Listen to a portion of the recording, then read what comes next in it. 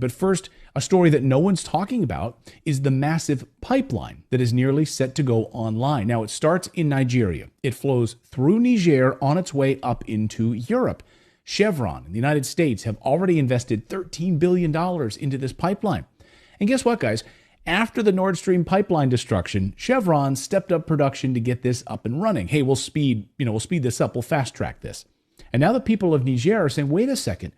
Why are we going to allow a pipeline to flow right through our country so Europe can have natural gas? You are doing nothing for us. You continue to steal from us. Sorry, no more pipeline. This is why Europe is terrified this morning. The United States already blew up the Nord Stream pipeline, put their own pipeline into action in Africa. Smart business move, right? We'll just blow up the competition. Imagine Walmart doing that to Target stores. Yeah, we're just going to blow up those stores. Now you got to shop at Walmart. And now Niger is saying, hey, sorry, you're not going to use our country to transport your natural gas into Europe.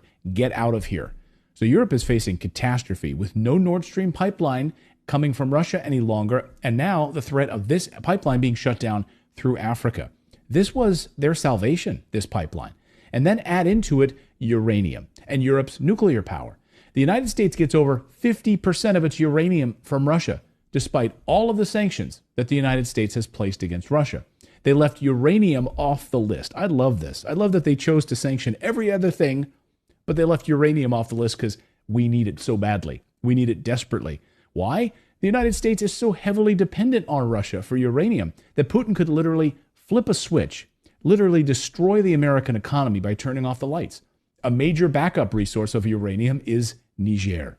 The French, the United States, have been essentially stealing uranium from African countries for decades. And again, these countries are saying enough is enough. We are sovereign countries. Get out of here. We are going to keep our own minerals and make our own decisions.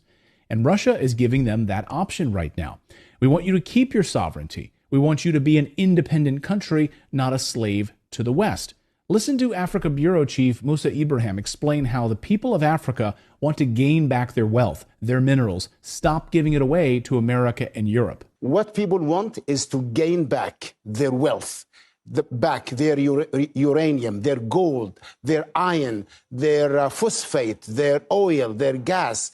And this scares the West because this means the true democracy will take place in Africa when people actually own their own land and the wealth of Africa does not go untaxed, unsupervised from the mines in Niger to the banks of Paris and the financial sector in Britain. And he's right. Niger's coup isn't happening in a vacuum. This isn't a singular event.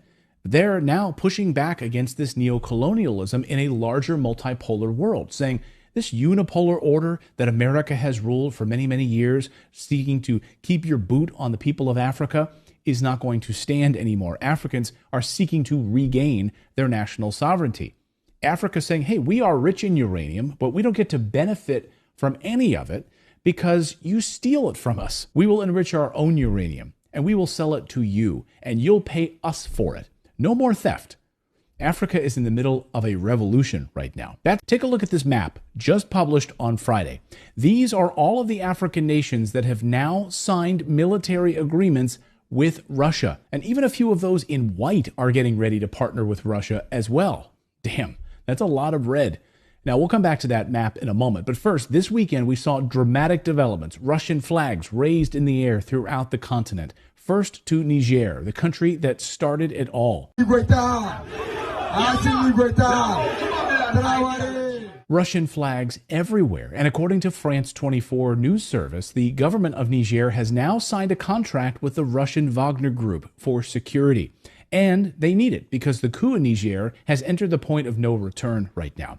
The people rising up against France, against the United States' influence in that country.